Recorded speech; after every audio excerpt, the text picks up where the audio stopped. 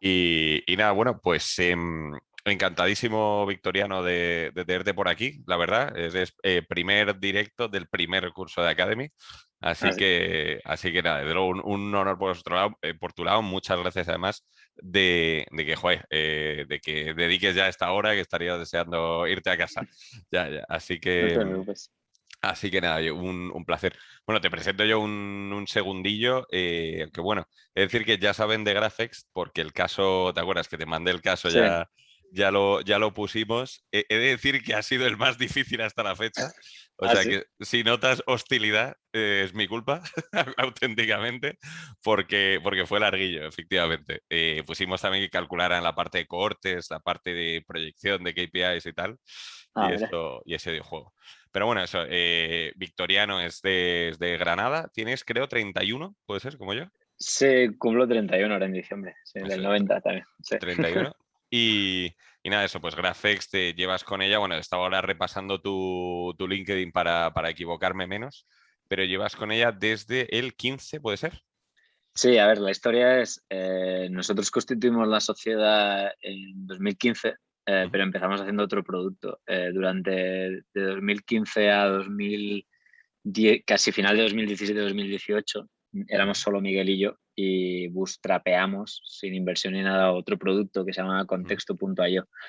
Y entonces lo que pasó fue que cuando hicimos Contexto, aprendimos cosas desarrollando ese producto, ¿no? Que eso suele pasar sobre otros problemas que tenían los clientes a los que vendíamos Contexto. Entonces empezamos haciendo un poquito Graphics, los dos, y ya hicimos, la primera ronda de inversión se hizo en final de 2017. Entonces realmente lo que es Graphics empezó como final de 2017, principio de vale, 2018. Entonces como 4 años y medio, tirando para 5 años, digamos, lo que es la empresa ya fichando ujú, gente, haciendo el producto actual, etcétera, etcétera, ¿no? vale, Pero vale, como genial. emprendedores empezamos antes de 2015 realmente, porque la constituimos en 2015, pero Ujú. empezamos como en 2014, o sea que ya estamos hablando de 7 años Sí, sí, sí. de ver cómo consigues montar una empresa con tecnología. De aventura, totalmente. Vale, Sí, genial. Bueno, yo quería comentar a todos, por cierto, cuanto más diálogo se convierta directamente entre vosotros y Victoriano, mejor. O sea, yo tengo aquí lo típico, pues algunas preguntillas para romper el hielo, pero oye, ya sea con dándole a lo de raise hand, o vamos, o como lo ponga en español, de hacer la mano, que está en la parte de reacciones abajo en el Zoom, o ya sea por el chat si queréis directamente, que me quedo yo vigilante o directamente con Unmute. Yo creo que no somos tantos para poder hacer eso, que directamente, por favor, preguntad directamente a Victoriano, que yo ya le tengo muy visto desde hace año y medio que llevamos trabajando juntos.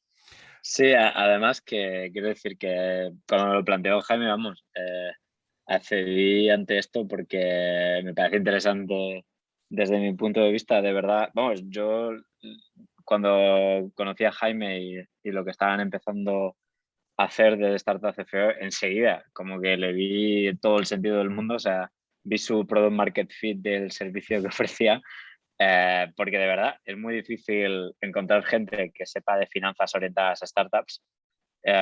Y además es que, ya digo, no le veo muy difícil a una startup pequeña por su naturaleza que pueda fichar a la poca gente que sabe como Jaime, ¿no? Permitirse a alguien como él a tiempo completo muy al principio. Entonces, me parece de verdad que descubrió muy bien ese mundillo y me alegro mucho de que además estéis creando cantera, ¿no? Porque, porque quiero decir, aparte de que egoístamente os pueda venir bien a futuro, porque vosotros también encontréis gente interesante con la Ujú, que claro. trabajar, Sí, sí, también aparte, muchos de vosotros, seguro, no trabajaréis con vosotros con claro, claro. tal y haréis vuestras propias historias y me alegra mucho ver en el ecosistema gente así. Creo que es bueno para el ecosistema. Al final estos mundos son mucho más pequeños de lo que parece y ya es un karma, pero no de largo plazo, sino de muy mediano plazo, de que los que estéis aquí hoy pues acabéis ayudando de una manera u otra, o porque trabajáis con Jaime o porque os veis con otro que, los que también trabajamos o con lo que sea.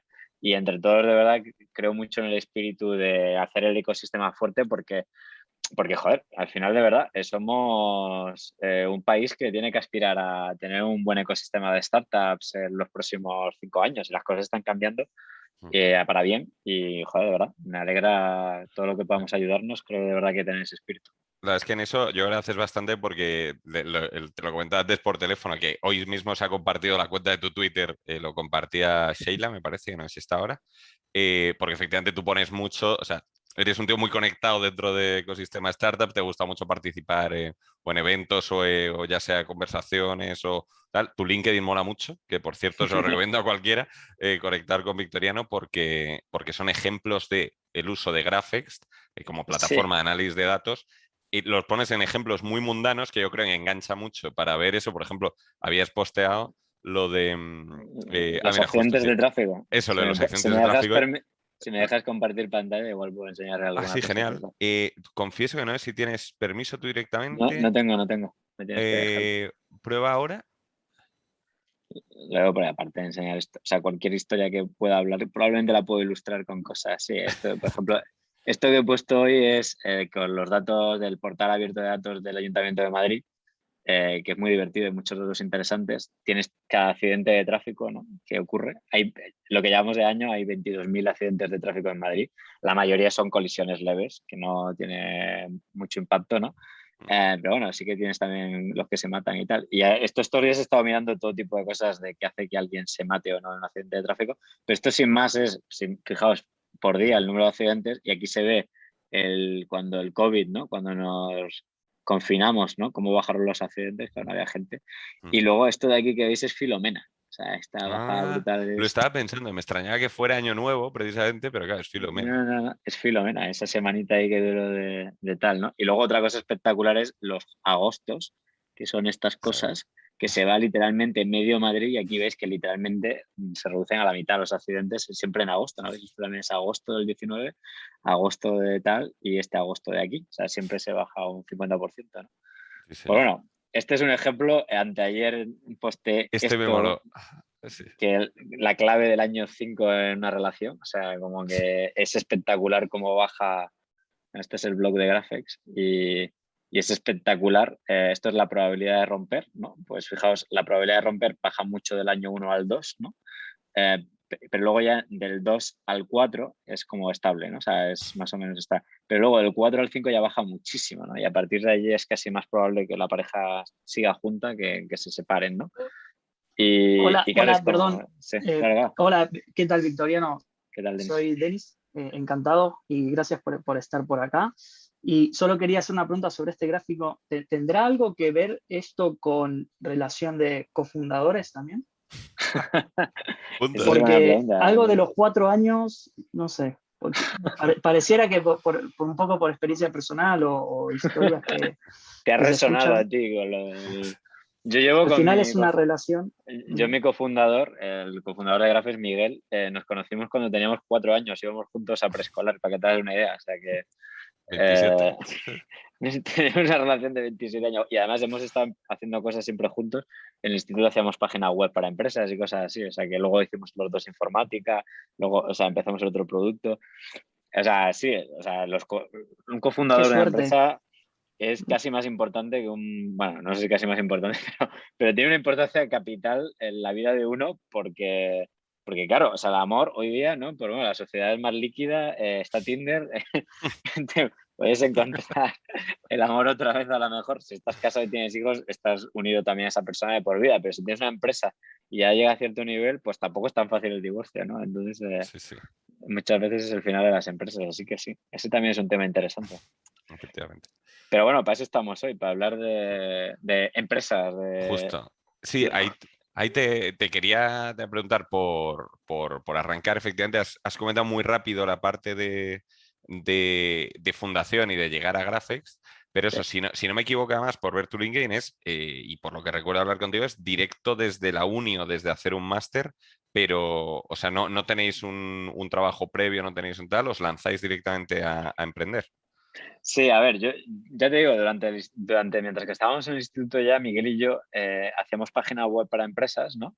Ujú. Y hicimos un proyecto bastante tocho de... Espera, si puedes dejar de compartir, perdona, por, Sí, por, claro, por- claro, por- para no ah, entretener y tal, ujú. así que Vale. y se ven mejor las caritas. Eso es. Que sí, como decía, ya ahí tuvimos una experiencia como de trabajo en el sentido de que hicimos una web para una empresa que era el boom de los molinos eólicos. Entonces, un profesor de mi instituto de lengua se metió en eso y acabamos haciendo una web para encontrar terrenos idóneos para poner molinos de viento, ¿no? Supongo como un geoblink de molinos de viento, ¿vale? Imagínate, ¿no? Entonces ese fue como el primer gran proyecto en el que nos involucramos. Y yo, mientras tanto, no he contado, pero cuando estaba en el instituto también me molaba mucho la fotografía, pero a nivel que, o sea, que trabajaba de fotógrafo, ¿no? Y entonces en mí jugó una influencia muy capital que cuando terminé el instituto me gustaba mucho la informática porque hacía cosas con Miguel, me gustaba mucho la biología porque en el instituto me parecía súper interesante todo este tema del ADN y demás, ¿no? Pero también me gustaba mucho el periodismo porque empecé a hacer fotos, a subirlas a Flickr, tenía un blog, o sea, yo siempre, una cosa que voy a decir es que me parece capital hoy día, creo que todos los negocios hoy día son, ¿sabéis esto que se dice MVP first? ¿No? O sea, primero que hagas un MVP con un producto mínimo viable, ¿no? Pues ahora se empieza a hablar de las comunidades mínimas viables, ¿no? O sea, que lo ideal hoy día ya no es tanto crear un producto mínimo viable, sino que aprovechéis las redes sociales hoy día, y las redes sociales son la gente que añades en LinkedIn, la gente que tienes en Twitter, la gente que sigue sus blogs, etcétera, etcétera, ¿no? Y detectes muy bien quién es quién ahí, porque ahí está la gente que entiende de verdad los problemas, ¿no? Y es apasionada de cosas muy concretas, ¿no? Y no hay mejor lugar que para empezar una empresa que rodeándote de la gente que conoce muy bien el estado del arte máximo de una industria, ¿no? Entonces, yo realmente mi emprendimiento siempre cuento que empezó con eso de la fotografía. O sea, yo me apasioné, me regalé una cámara de fotos con 14 años y me puse a hacer fotos como un loco y las subí a Flickr, que era una red social. Entonces, en esa red social aprendí un montón. Había un montón de gente alrededor apasionadísima y te decían, he hecho esta técnica de HDR con Photoshop, haciendo estas cosas con las capas, tal, no sé qué. Entonces, tú lo probabas, lo subías, tenías feedback, ¿no? Y esa es la maravilla de Internet, ¿no? O sea, que eres capaz de hacer un trabajo, exponerlo, recibir feedback rápido y encontrar la gente con la que aprender, ¿no? Y yo creo que eso como que me entró en el ADN con 14 años. Entonces, de ahí lo siguiente que hice fue con la gente de Weblogs SL, que es una empresa que compró el grupo Webedia y era una red de blogs de las más importantes de España. Tenían más visitas que todos los medios de prisa, para que hagáis una idea en España, ¿no? Pues bueno, yo con 15, 16 años, como me gustaba tanto la fotografía y conocía gente del mundillo, me propusieron que montara un blog editorial, pero en plan rollo profesional, pagándome y tal, que se llamaba Sataka Foto. O sea, Sataka, a lo mejor, que es muy famoso. Pues yo monté Sataka Foto, que era de fotos, de fotografía. Era como Sataka, pero especializado en fotografía, ¿no? Entonces a mí eso también me vino fenomenal, porque éramos un equipo de redactores descentralizados por toda España, en remoto, y nuestra clave era la información. O sea, lo que ahí te diferenciaba era tener un buen Google Reader entonces, o sea, feeds de blogs RSS, estamos hablando de época pre-Twitter, ¿no? Fuentes de información muy curadas, y tú curarla y adaptarla al mercado español y adaptar el contenido y demás, ¿no? Entonces, yo ahí también aprendí mucho de montar equipos y de montar y de manejar gente y de MVPs y de probar las cosas y de marketing, porque escribía artículos y comunicación, ¿no? Pero, ¿todo esto es con qué edad entonces? ¿Ya tenías Claro, equipo, eso es etcétera? con 16 años o así, o sea, está. Y además hice bachillerato y sacaba buenas notas, o sea, que también. Y jugaba al fútbol también, Te al fútbol. cundía. Me condía, me condía. Yo siempre digo que el truco es no echarte novia hasta los 24. Sí, sí, porque es verdad, porque quiero decir, antes de los 24 una novia distrae mucho. O sea, quiero decir, y en cambio, tú puedes, con ese tiempo, puedes coger una ventaja competitiva sobre el resto de gente de tu edad y siempre Y resaltar luego mucho ya. cuando sales al mercado laboral. Y entonces, como ya has resaltado mucho, ya con esa inercia ya te puedes echar novia.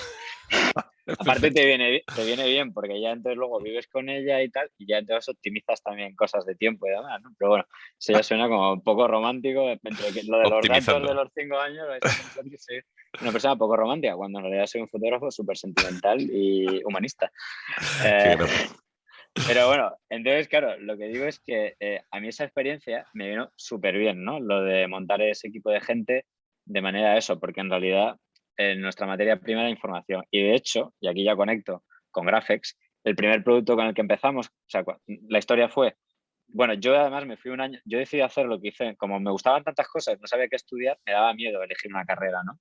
Porque era como, oh Dios, ahora me tengo que comprometer con esto el resto de mi vida y no sé si es lo que más me gusta. Entonces Miguel sí que se quedó en Granada, mi socio, y estudió informática, pero yo como no lo tenía claro del todo, sí que tenía claro que tenía que aprender inglés muy bien, ¿no? Porque también empecé a trabajar con una agencia de Inglaterra y entonces tenía que comunicarme en inglés a menudo, incluso a veces por teléfono, ¿no? Y entonces yo fui a un colegio público, instituto público en Granada, donde aprendí el inglés, pues que aprendes si no das clases particulares ni te vas a un año acento en Inglaterra, granadino. ¿no? Claro, entonces dije, esto no puede ser, yo no puedo ir a la universidad así. Entonces lo que hice fue que hice selectividad y todo, y hice un poco lo que hacen en Inglaterra un porcentaje altísimo de la gente, que es un gap year, como que es cogerte un año entre la universidad e el instituto, y ese año lo que haces es que te vas a otro sitio y ganas dinero, pero trabajando lo que sea en otro sitio. Y yo me fui a Inglaterra primero, me fui 3 meses a Inglaterra y luego 6 meses a Nueva York. Y además tuve la suerte de que ese año también trabajaba para El País. De hecho, lo conté en un blog en El País, que todavía existe, se llama Pixel Fugaz. Y entonces eso me vino fenomenal, porque además me dieron como acreditación de periodista del País. Luego también trabajé en Nueva York en una empresa de flamenco, cosas curiosas. Okay. ¿Vale?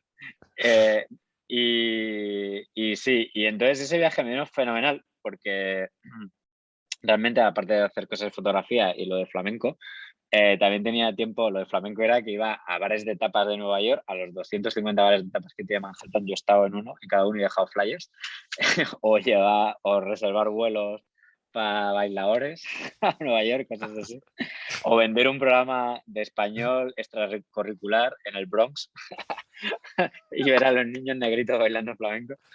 Pero bueno, aparte de aprender bien inglés ese año, lo bueno es que con esto del País lo contaba en un blog de estas aventuras, y con los otros corresponsales del País conocí a varios de ciencia y demás, y entonces me fui una semana a California, a San Francisco.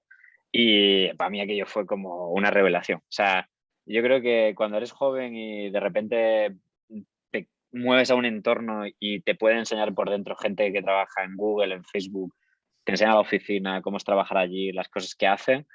O sea, eso son de Te esas deslumbrado. experiencias, ¿no? Se te quedan ahí en la retina y dices, o sea, esto mola muchísimo más que cualquier otra cosa que he visto trabajando al resto de la gente, ¿no? O sea, aquí la gente parece que está inventando el futuro, están ilusionadísimos. O sea, es como, pues eso, la gente que está inventando un poco el futuro, ¿no? Y además que ni siquiera los ves como mucho más listos que tú, ¿sabes? Que siempre, o sea, que son gente lista, pero que son simplemente Sí. gente que han visto eso antes que el resto de gente, como yo he tenido la oportunidad de verla antes. Y cuando ves algo y sabes que ese algo tiene una buena recompensa, pues desarrollas más mecanismos resilientes y orientas tu carrera, digamos, de una manera más ordenada, ¿no?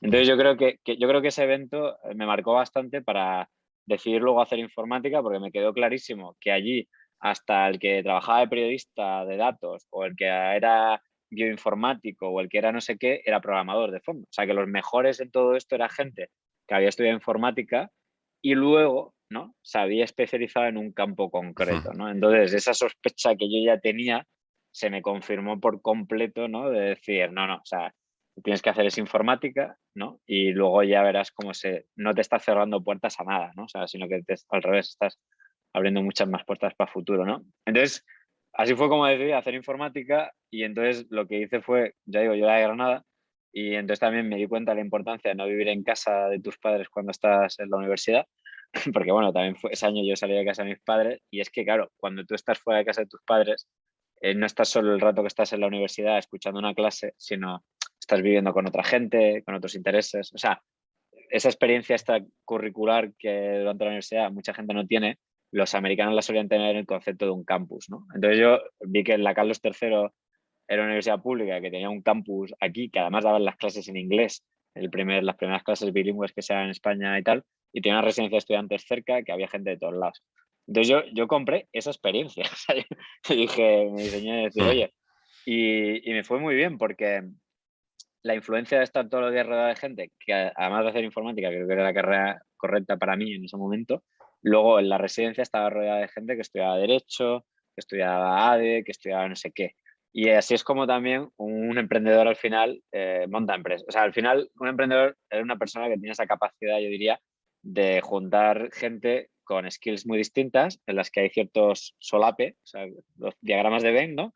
Los diagramas de Venn tienen que cuadrar muy bien. Si están demasiado separados, la gente no se entiende y no sabe trabajar junta, ¿no? Y si hay demasiado solape, se pisan, ¿no? Y compiten, ¿no? Entonces, un buen emprendedor yo creo que es la persona que, primero, está en el centro de muchos diagramas de Venn, pero además se conoce con cierto nivel de profundidad todos los diagramas de Venn, ¿no? O sea, sabe un poquito lo suficiente de todo como para saber distinguir lo bueno de lo malo, ¿no? Que puede parecer fácil, porque es fácil distinguir alguien que sabe más que tú de un tema, pero lo verdaderamente difícil es distinguir al mediocre del extraordinario, ¿no? Y en las startups solo triunfan las que distinguen lo extraordinario, diría, ¿no?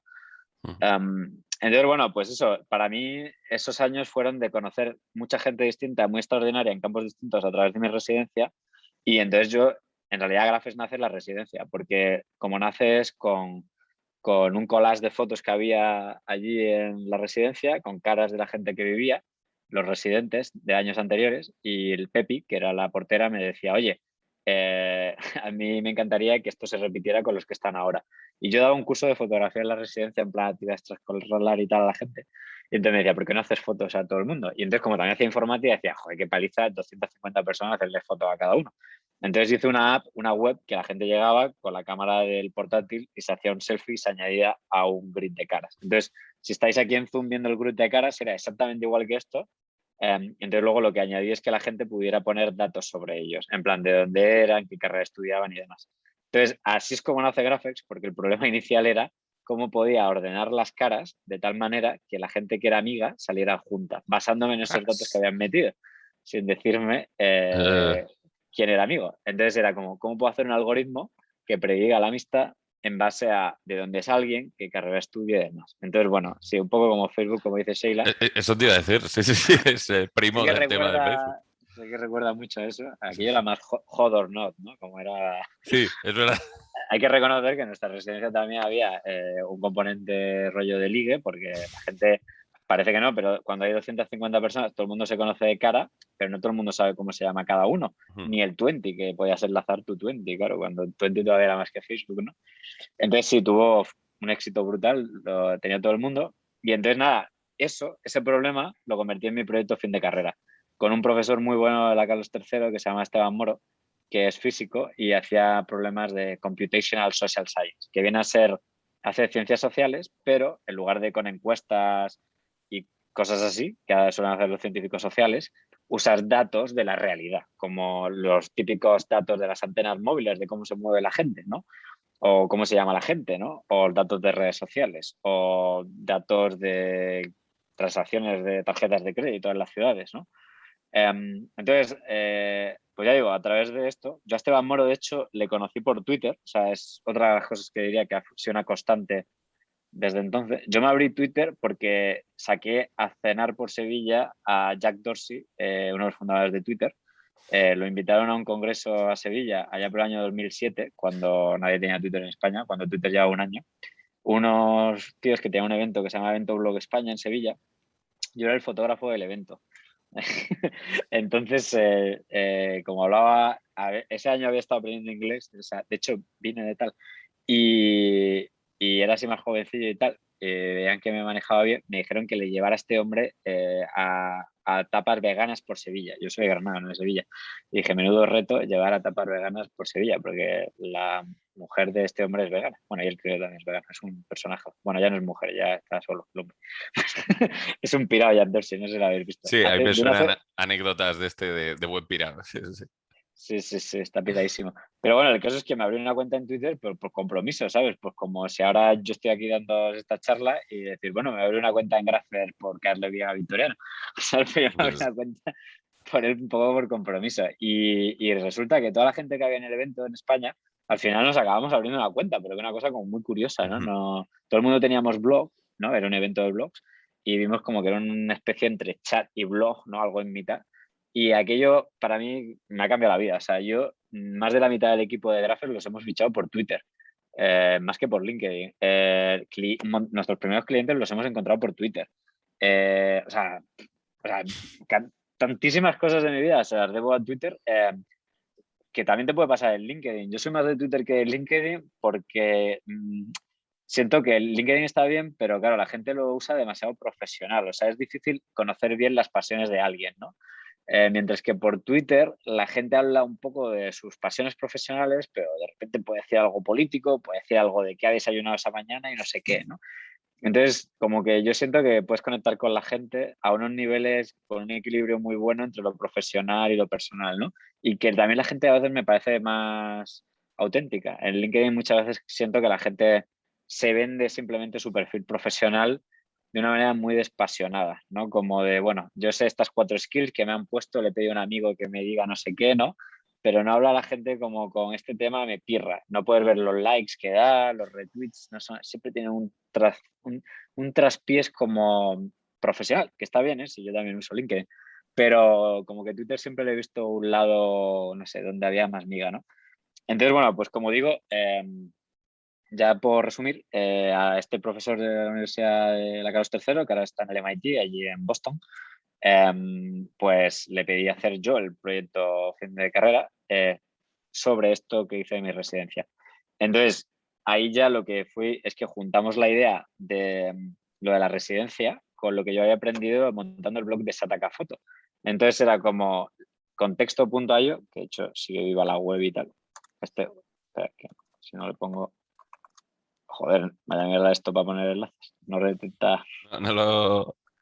Vale la empresa no sé cuántos millones Ahí. y tienes que poner HTTP para poner un enlace. ¿Cuántos millones vale Zoom hoy día? 600 millones. Pues no. Una burrada. Un unicornio y no lo puedes poner un enlace. Bueno, que contexto es el producto, ya digo, Pregraphics que montamos Miguel y yo.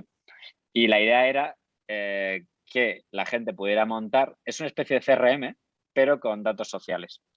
O sea, tú creas listas de gente, ¿vale? Y esas listas pueden ser gente a la que le vas a vender, gente que sabe mucho de un tema. Yo lo creé porque pensé que siempre estaba perdiendo mucho tiempo encontrando fuentes de datos buenas y mi truquillo siempre era fulanito, menganito siguen a este tío. Y yo me fío mucho de fulanito y menganito, por tanto este tío debería ser interesante. Y si lo pensáis, todo Dios siempre descubre su mundo y sus expertos de esta manera, ¿no? O sea, Jaime y yo os mencionamos un libro. Es decir, coño, pues el libro debe estar bien. Leéis el libro y ese libro menciona otro libro que también menciona otro libro que leíste. Pues decir, pues probablemente deberías leer este libro, ¿no? Y entonces, como que esa araña de descubrimiento de conocimiento, ¿no? Al final es la manera en la que los humanos navegamos, pues redes de personas, redes de ideas, etcétera, etcétera, ¿no? Entonces, igual que Google fue la hostia porque organizó la web, encontrando cómo la web se linkaba, siempre nos ha parecido que hacía falta algo que en teoría ordenara un poco las redes o las comunidades de personas, ¿no? No tanto los individuos, que eso ya en sí lo hace un poco LinkedIn, ¿no? Pero más redes de gente, ¿no? O sea, todas las, ya digo, Madrid en realidad es muy pequeño y todos son mafias de gente. O sea, si tú sabes la gente que trabajaba en Twenty, la mitad de Cabify, de no sé qué, es una mezcla de ex empleados de Jovan Talent, mezclados con los de Twenty, no sé qué. Y los de ahora serán una mafia que montará otros. Se habla mucho de la PayPal mafia, que es de donde salió Elon Musk, Peter Thiel. O sea, medio Silicon Valley actual salió de PayPal cuando eran 15 tíos, ¿no? Y al final, descubrir estas mafias es fundamental. O sea, es lo que te cambia la vida, de nuevo. Primero, porque las conozcas y obviamente te contraten, te promocionen y tal. Pero sobre todo hoy día a nivel de conocimiento. O sea, la clave es no perder el tiempo leyendo información reciclada por otra gente, sino ir a la gente que está generando el conocimiento nuevo, ¿no? Y los que verdaderamente influyen en los otros, ¿no? O sea, casi todo lo que uno lee en un medio de comunicación generalista o incluso en revistas especializadas, en realidad son periodistas que leen o sea, todo tiene como un origen, una fuente original de ideas, ¿no? Y todo lo demás son como curadores de eso, ¿no? Entonces, el proceso que yo diría de cualquier tema de lo que tú quieras es descubrir a esa gente original. Yo, por ejemplo, de verdad considero que Jaime y César están haciendo con lo que están haciendo una cantera, como decía, una red, ¿no? Es de gente que va a saber de finanzas de startups, ¿no? Y por eso yo quiero estar cerca de ella, ¿no? Y por eso estoy aquí, ¿no? Entonces, por eso, esa es mi manera en la que yo entiendo las redes sociales. O sea, nunca he entendido a la gente que considera que las redes sociales es algo en la que, porque tú le das un like a alguien o no sé qué, o le pones un comentario y le dices qué guay eres, se va a crear una conexión significativa. No, eso no funciona así. O sea, las conexiones de verdad son porque a ti de verdad ese tema te interesa, por la razón que sea. Puede ser que te interese porque te encanta el dinero y te quieres hacer rico y sabes que ese tema te va a ayudar a ser rico. O sea, y inviertes en bolsa por ser rico. O es porque, yo qué sé, tu padre de pequeño te pegaba y, yo qué sé, y no quieres ser como tu padre y quieres ser otra cosa completamente distinta a él, ¿no? O sea, las motivaciones son distintas, ¿no? Pero lo importante es que cuando tú tengas esas conexiones, o sea, yo siempre que ha venido alguien, me ha escrito un email, por lo que sea, con interés de verdad, de, oye, quiero saber de este tema y me encantaría que me ayudaras, me ha importado cero la red que esa persona tenga, porque yo sé que esa persona con ese nivel hoy día de interés, en el futuro, igual son 2 años, 5 años, 10 años o 50 años, que yo le haya ayudado se me va a devolver por mucho. O sea, no es una cosa de verdad, es una cosa súper egoísta, si lo pensáis, ¿no? Si lo veis así, ¿no? Sí, es yo la creo mano que invisible que al final devuelve. exacto. Sí, sí. Exacto, o sea, lo puedes llamarlo karma o lo que quieras, pero en realidad es una cuestión muy capitalista, egoísta, simplemente es tener visión de medio largo plazo, no súper cortoplacista, ¿no? O sea, me parece una decisión inteligente, ni siquiera ni de buena persona, ni de visionario, ni de nada, ¿no? O sea, me parece que yo de hecho no suelo pensar mucho que hay gente buena ni mala, sino pienso que hay gente cortoplacista o menos cortoplacista y más inteligente o menos inteligente. Y ya la maldad, bueno, a lo mejor más empática o menos empática, ¿no? O sea, yo creo que esas 3 dimensiones explican casi todo lo que hace que la gente no se enfade. Buen punto. Y me estoy enrollando un huevo y no os estoy dejando preguntar nada, pero nada, yo sigo ahí contando la historia de la vida. O sea, Sí, aquí cortado, Victoriano, como se ha dado cuenta, se enrolla. Interesante, pero se enrolla. exacto, Así o que, sea, cualquier así que punto de cualquier cosa, de verdad, me da cosa, porque igual, claro, no me queréis cortar porque parece que quiero seguir contando mi historia, nada, pero sí, no sí, sé. o por el chat o raise hand o incluso con unmute directo, lo que queráis.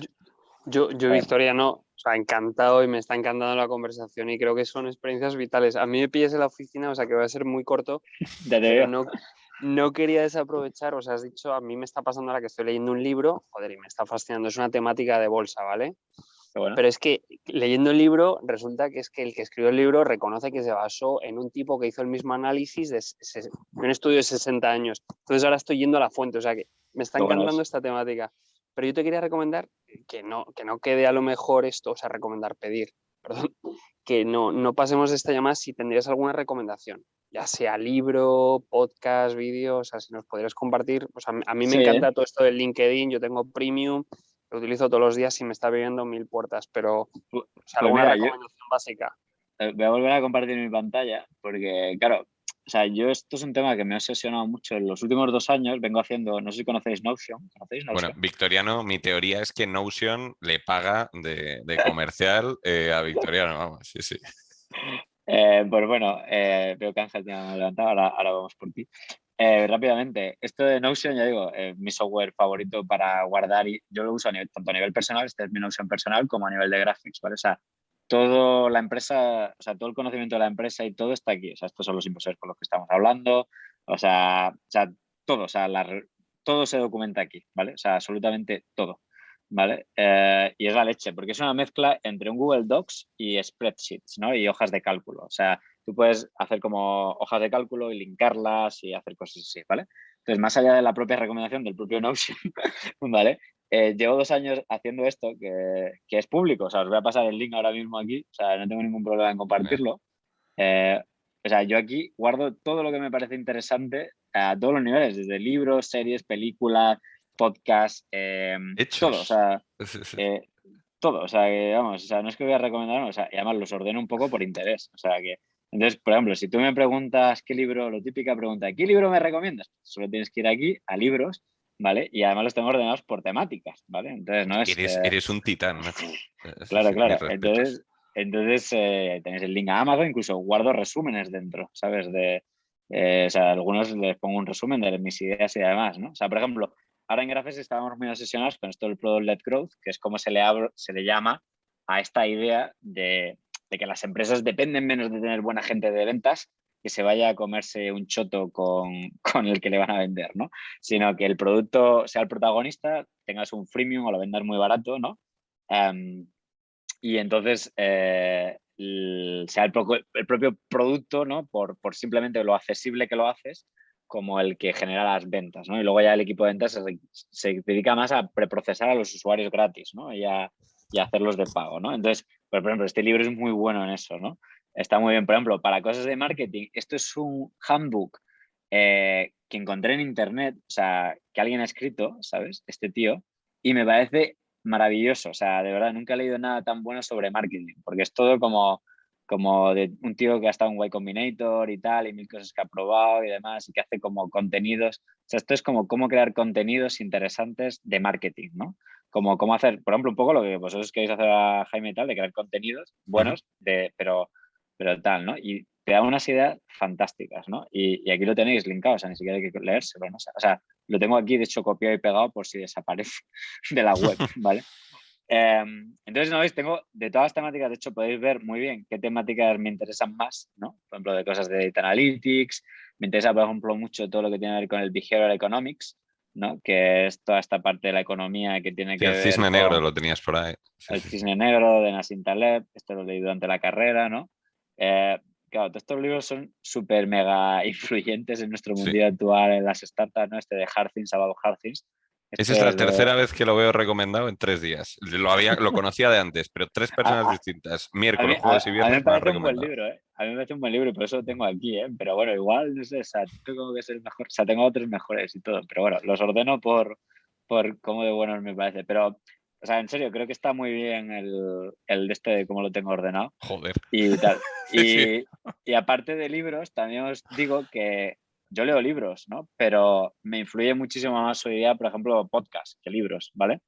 Y por eso, que me parece casi más interesante que miréis los podcasts que guardo, ¿vale? Porque guardo, o sea, canales de podcast, que es esto, pero también guardo episodios de podcast, ¿vale? Entonces, eso también me parece súper interesante.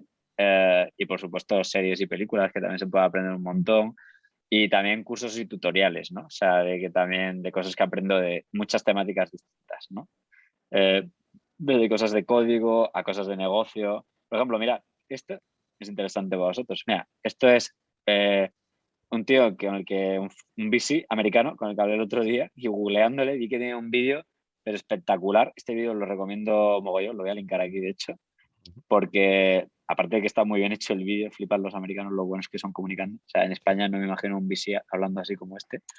Pero es que aparte, todas las métricas que pone de buenas y malas, o sea, lo bueno es que te da muchos benchmarks muy basados en datos. Es de un fondo americano muy bueno con el que estamos hablando que se llama Signal Fire, que es un fondo que es muy dirigido por datos y ha creado un montón de herramientitas basadas en datos para sus empresas de su portfolio, como cómo saber qué salarios poner a los empleados y cosas así. Entonces hacen como encuestas, scrapean datos de LinkedIn, cosas así. Es espectacular.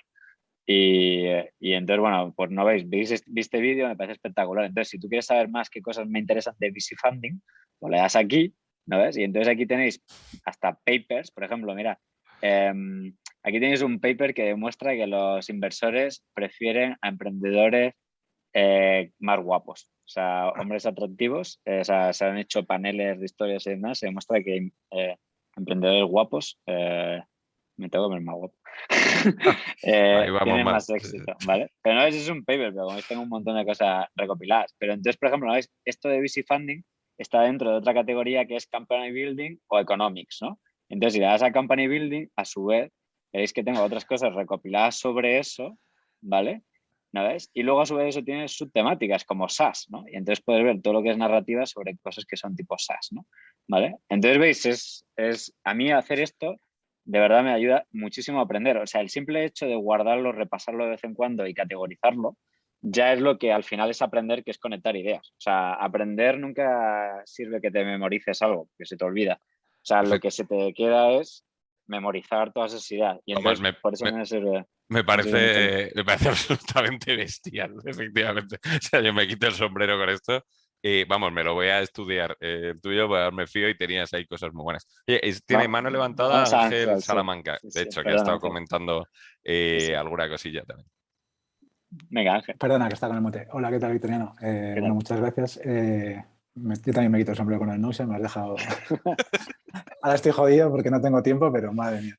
Pero, ojo, o sea, no tengo tiempo, o sea, significa, tengo otras prioridades, porque todos tenemos 24 digo, horas no al tengo tiempo día. para leerlo todo. Empezaré con uno Vale, y vale, iremos vale. leyendo poco a No, poco. yo digo para hacerlo vosotros, o sea, porque yo, por ejemplo, o sea, es una cosa que le dedico tiempo, pero de verdad que considero que me devuelve con creces el tiempo que le dedico, ¿no? Entonces os lo digo porque hay mucha gente que se puede pensar que esto lleva mucho tiempo hacerlo y demás, y en realidad no es así. O sea, escucho un podcast tal y tardo un minuto con la aplicación del móvil que va muy bien Sí, en lo tengo. enviarlo y guardarlo y categorizarlo. Y luego cuando necesito tal, repasar esa nota de lo que sea. Pero ya está, ya por aquí. Dos preguntas.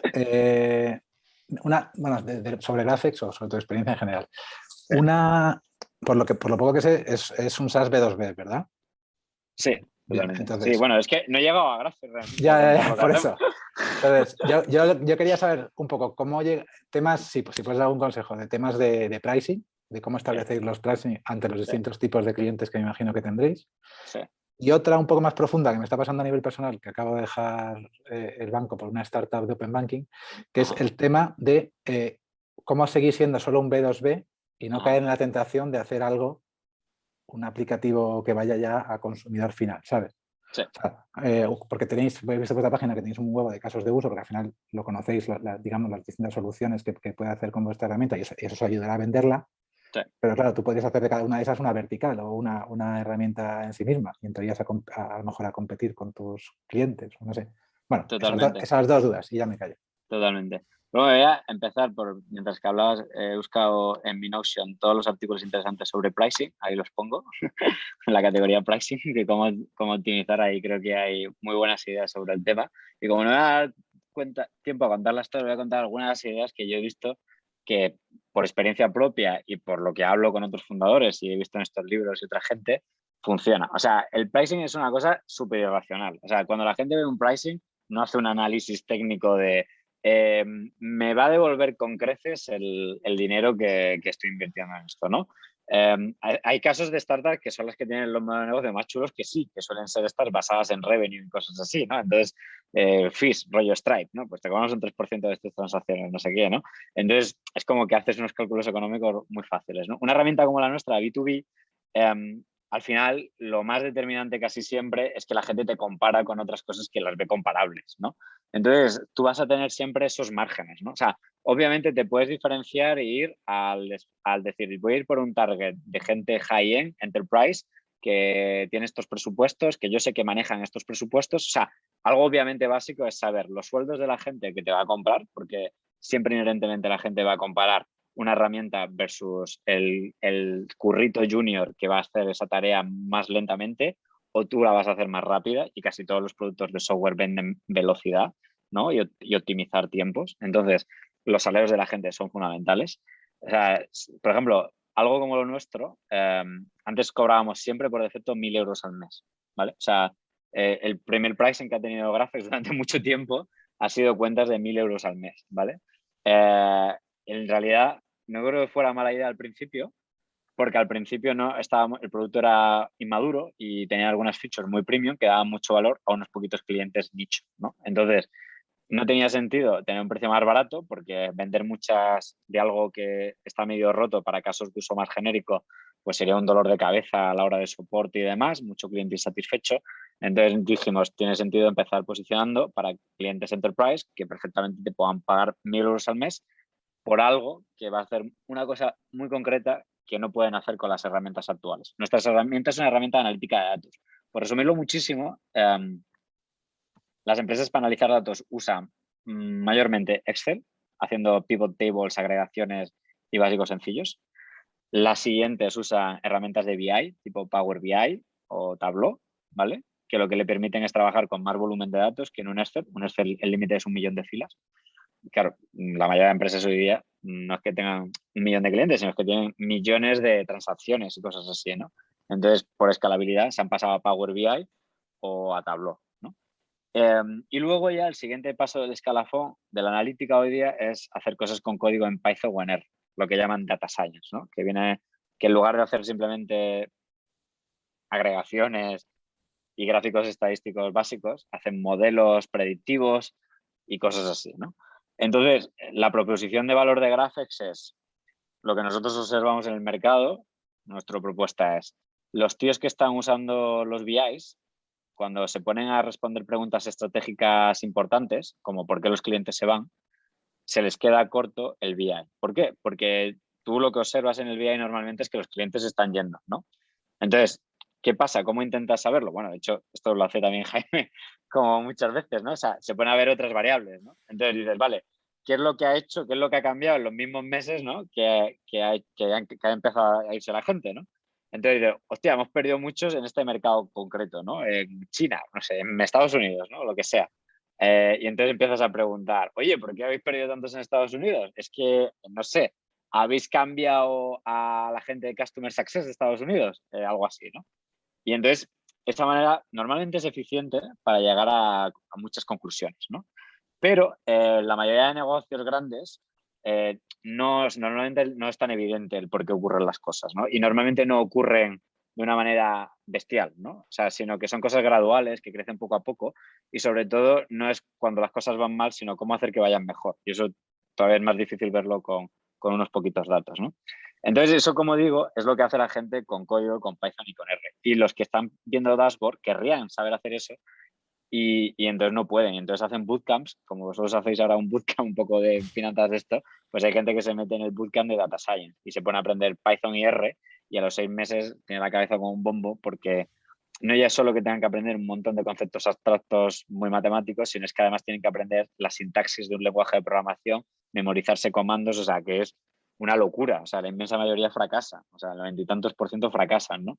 Entonces nosotros nacimos con la visión de podemos crear, o sea, mi visión era, igual que yo me flipa en la fotografía usar Photoshop para hacer cosas súper complejas con imágenes o edición de vídeo con Premiere sin escribir una sola línea de código, ¿cómo no podemos hacer? Porque el problema del Data Science es que es el código, que es, o sea, en realidad lo que tú haces en Data Science no es tan complejo, o sea, en realidad muchas cosas son muy, muy, muy intuitivas, pero es que te pierdes en el código, en la sintaxis, en la interfaz.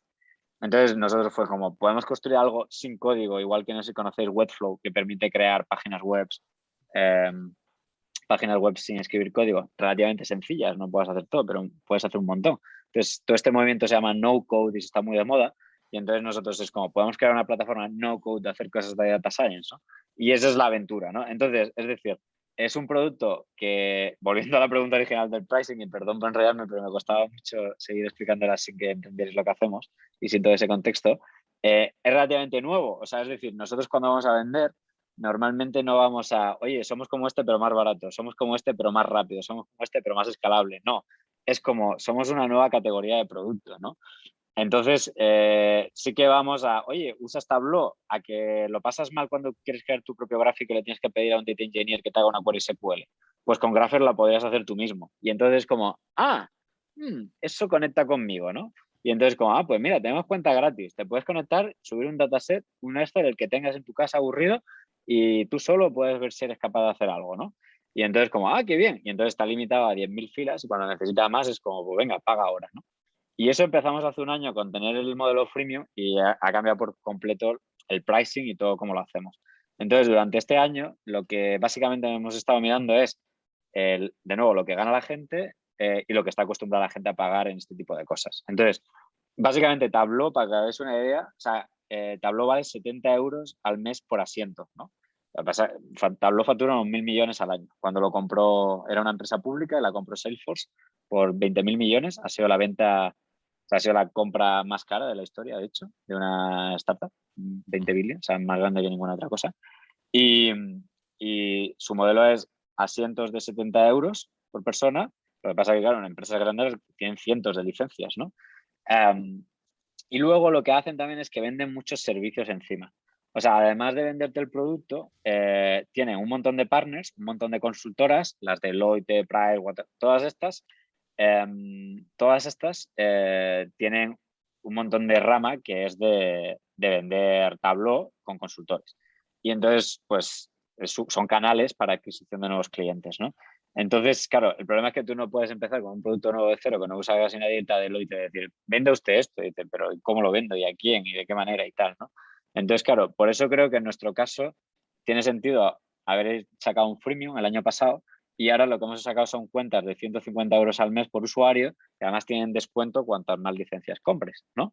Y hemos llegado a ese pricing, es el doble del de Tableau, pero nos hemos dado cuenta que lo podíamos exigir sin problema porque en realidad lo caro de Tableau, o sea, la gente percibe que es mejor que Tableau para ciertas maneras y si es una cosa que la gente asume con el coste del salario de ese analista, ¿no? O sea, solamente en España un analista más básico, recién salido de la carrera en Madrid, te cuesta entre 25 y 30.000 euros al año, ¿no? O sea, sin impuestos.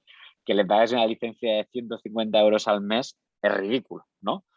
Y además, cuando la compran ya han probado el producto y saben que funciona, ¿no? Y que les da Perdona, valor. Victoriano, por garantizar que también había otra mano. Sí, Bueno, creo que había otra pregunta de Ángel, si yo recuerdo mal, una segunda parte. Sí. Y Ya se me pero olvidó. sí, el tema de manteneros en B2B siempre desde el principio y no hacer Sí. aplicaciones. Pero, por no mantenernos en B2B, ¿qué sería? ¿Que saltara a B2C? Ujú. Sí, si habéis tenido esa tentación o no, porque veo que A tenéis ver, muchos casos de uso en la página, ¿no? Como sí. muchas aplicaciones, y como también Yo- me has contado antes que venías de hacer aplicaciones de usuario final, sí, habéis tenido. Yo creo que es que el software hoy día profesional B2B va hacia esto que ahora llaman prosumers, ¿no? Que son profesionales que son consumers. Es decir, que como tenemos licencias tan baratas, tenemos gente freelance que curra ya sola de tal, que pagan licencias individuales de 150 euros al mes, ¿no?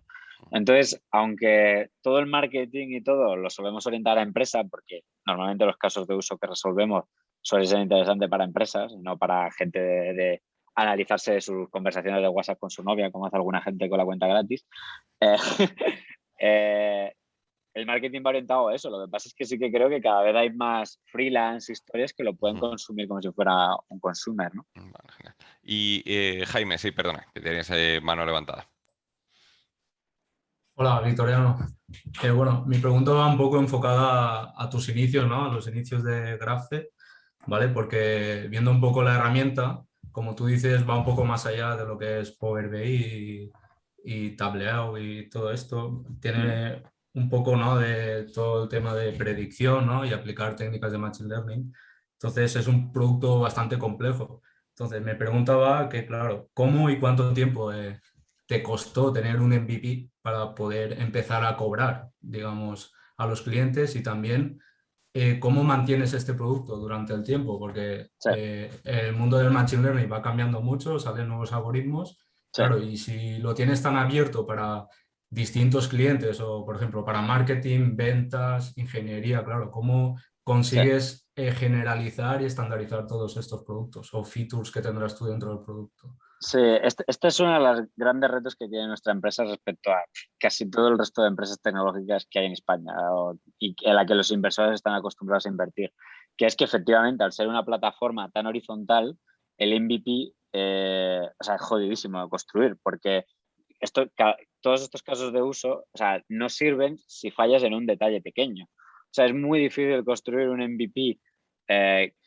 MVP viene Minimum Viable valor si no tienes un montón de detalles pequeños. Entonces, nosotros sí que lo intentamos hacer. O sea, nosotros el año 1 que salimos al mercado hicimos una cosa muy verticalizada para subir un dataset que tuviera un montón de textos y clusterizarlos por similitud semántica y tal. Y eso se lo vendimos a la gente de marketing que ya le vendíamos el producto anterior, ¿vale? Y eso se lo conseguíamos vender a agencias de marketing principalmente, ¿no?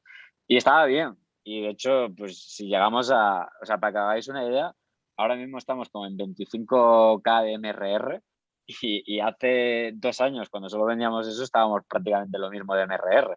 Lo que pasa es que teníamos muchos menos clientes, teníamos 3 o 4, pero los cobrábamos más por hacer ese caso de uso. Entonces, mientras eso lo hicimos para que los inversores estuvieran como tranquilos de que había cierta atracción.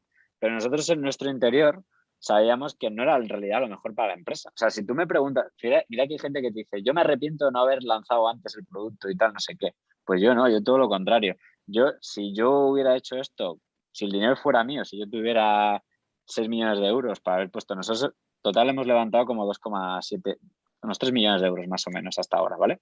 Y habremos gastado pues, 2,2, esto Jaime lo sabe mejor que yo. ¿Vale? Ahí no me mojo. ¿Vale? Y entonces, y esto en 4 años. O sea, si yo tuviera dinero, si yo fuera muy rico, imagínate, ahora sabiendo que son las como son, yo hubiera estado concentrado 100%, yo no hubiera contratado a nadie de negocio casi hasta ahora, hasta hace unos meses, ¿sabes? Y hubiera contratado solo ingenieros enfocados en hacer producto, porque es un producto que los usuarios para iterarlo, primero, o busca gente gratis que lo pruebe y se lo mandas gratis, que es la mejor manera, o sea, no te hace falta. Es verdad que hay ciertos productos que si no te pagan no se lo toman en serio, pero es que yo mismo soy el primer cliente de Graphex, o sea, yo soy el primero, nosotros usamos Graphex para nosotros internamente, ¿no? Entonces, no me hace falta 1000 personas probándolo para iterar y saber qué es lo que quiere la gente, porque eso es lo más importante cuando montas una startup, ¿no? Que tú seas tu primer cliente, porque no necesites tanto el otro. Con el tiempo sí que vas a necesitar mucha gente dándote feedback, ¿no?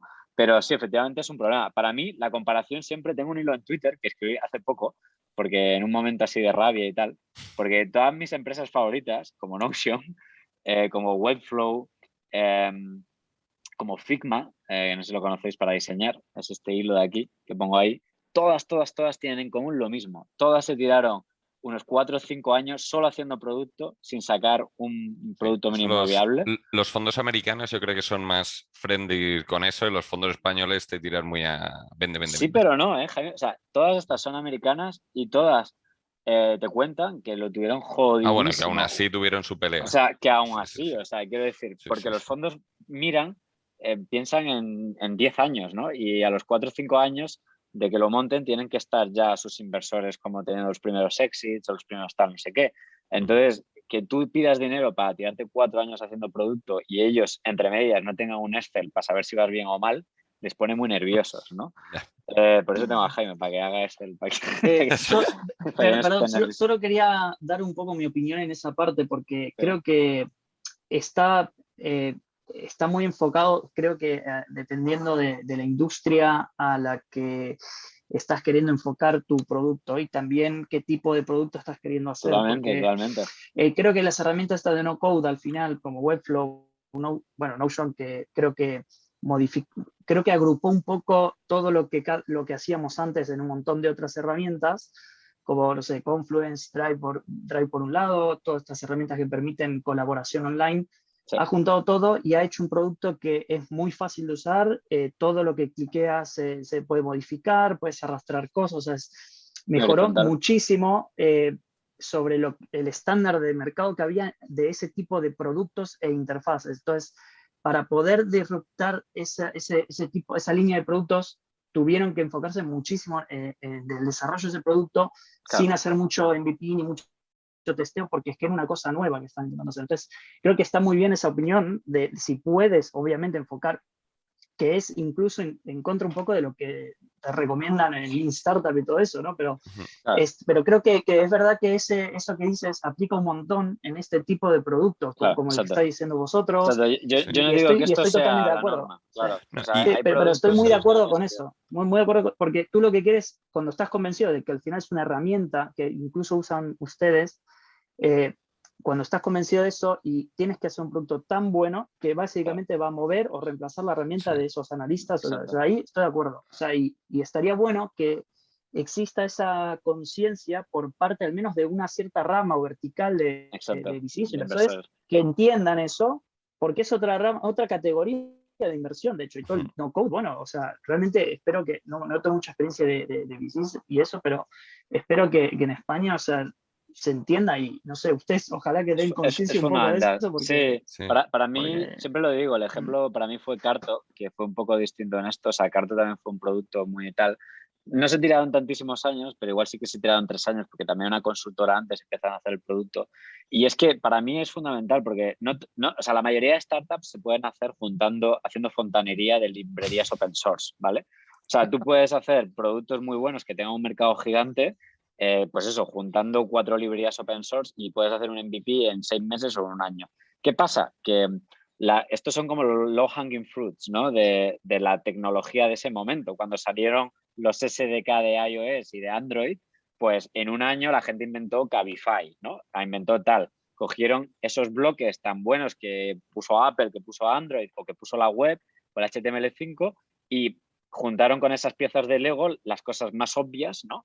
Que se podían armar más rápido con esos Legos, ¿no? Entonces, tenía todo el sentido que todo el capital de riesgo entrara ahí y financiara ese tipo de cosas, porque verdaderamente no necesitaban más tiempo para sacar cosas de mucho valor. Pero yo creo que ya estamos en un estado de madurez de la tecnología que ya se empieza a ver. O sea, yo lo veo en el portfolio de CAFAM, de nuestros inversores, que les cuesta muchísimo conseguir empresas que en un año o 2 tengan crecimientos hiperexponenciales, ¿no? Y aparte que a mí me parece de verdad que si creemos en el capitalismo, yo soy un gran defensor del liberalismo, del capitalismo y todo esto, pero es verdad que al final, como somos los humanos y no tenemos visión tan de largo plazo, pues hay cosas que requieren más innovación, que requieren hacer tecnología más de base, como la nuestra, que no estamos hablando de nada loco, de 20 años de ir a la luna, pero sí a lo mejor de 4 o 5 años, pero que creo que merecen de sobra la pena. O sea, es como el iPhone, ¿no? Fue una disrupción porque Apple se la podía permitir de tirarse 4 años creando una tecnología que no tenía nada que ver con lo existente. Entonces, este tipo de cosas son las que cambian un país, las que cambian el ecosistema de un país, porque eso es lo que genera de verdad unicornios fuertes y estables y crea equipos también de tecnología avanzada, que la ventaja competitiva está basada en la tecnología. Porque, a ver, está genial, ¿eh? O sea, es que esto para nada es cero crítica a que en España tengamos unicornios como Cabify o Globo. O sea, está fenomenal que tengamos empresas así. O sea, tienen que existir empresas así y me parece perfecto. Pero claro, entiendo que los inversores quieran buscar Cabify y Globos. Pero claro, es que hay un número muy limitado de Cabify y Globos y al final las barreras de entrada que tienen son network effects, comprar licencias VTC limitadas, etcétera, etcétera, ¿no? Pero eso no crea unos ecosistemas de tecnología y de innovación que permitan que España pueda crear cosas que sean líderes mundiales. O sea, conseguimos llevarlo a Latinoamérica, como hace Cabify, Chapó, tiene un equipo, o sea, de verdad que es, me quito el sombrero de los equipos de esto. Pero lo que quiero decir es que me da mucha pena que no tengamos casi ningún ejemplo de algo que vaya a ser un unicornio. Sí, realmente internacional. Verdad, ¿no? Y que sea software, ¿no? De software, tal, ¿no? bueno. Ahí también hay una última pregunta, Victoriano, y ya por tiempo, pues claro. salimos de Jorge, que tiene aquí más problema. Victoriano, como has dicho que montaste la startup con uno de tus mejores amigos, quería saber qué tal habéis llevado la relación todos los años, si os habéis enfrentado a algún reto y cómo lo habéis superado.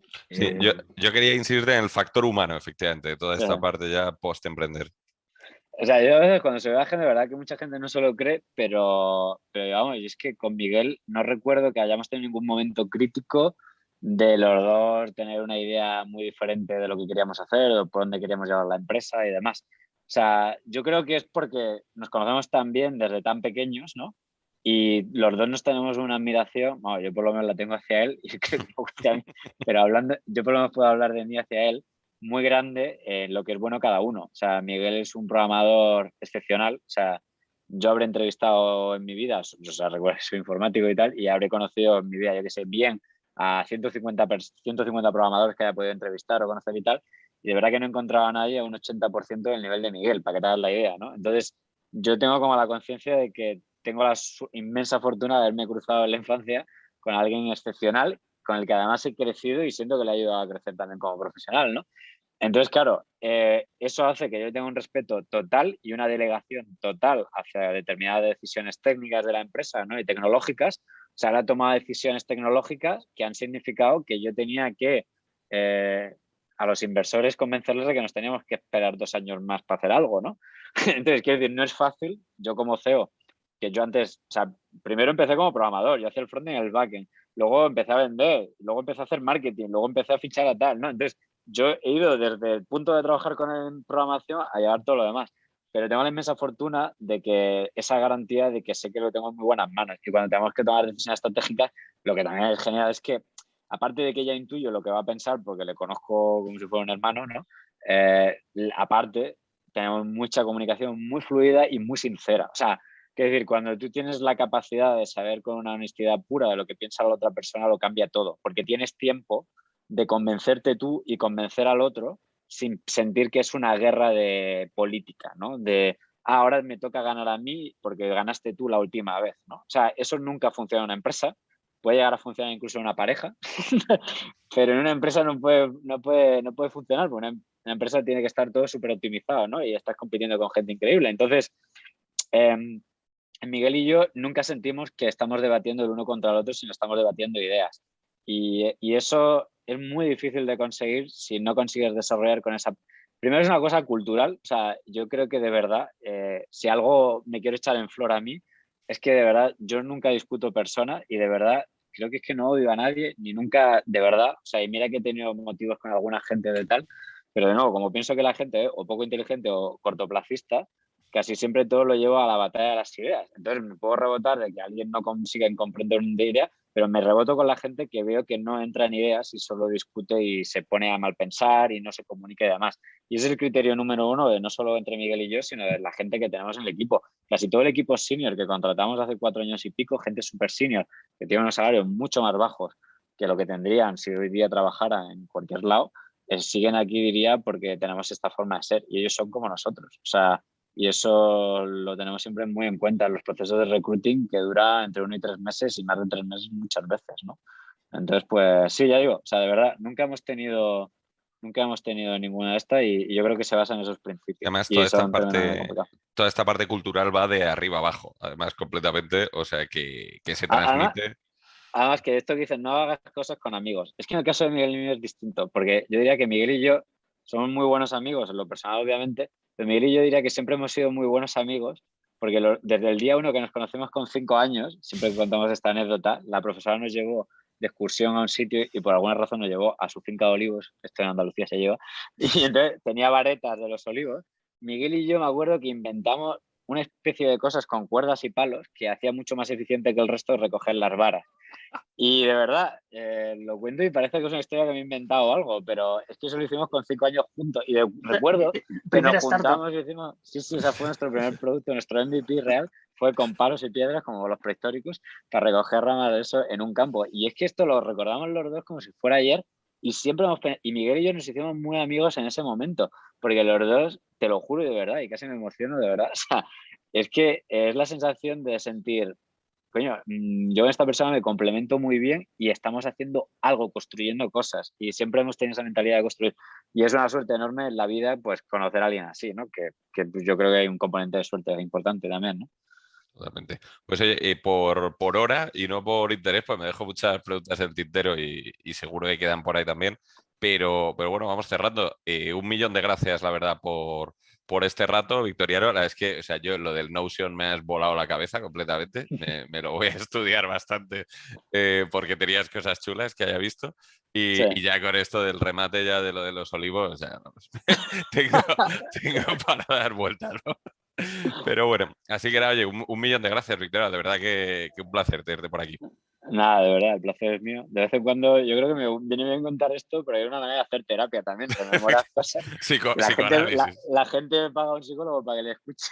Sí, O sea, que total. os cuento mis historias y me siento acompañado con ellas. No, Y a lo seguro. mejor sirven para, yo qué sé, a daros ideas en la vida No, y joder, haceros felices. mucho, la verdad, muy chulo, de verdad, sí, señor. Pues Vale, oye, 1.000.000 pues de nada, gracias y buen fin de semana a ti y a todos igualmente, los que andan por aquí. igualmente. Venga, Venga, chao, chao. Mil un Muchas gracias. abrazo. gracias. Bueno, muchas Gracias. gracias.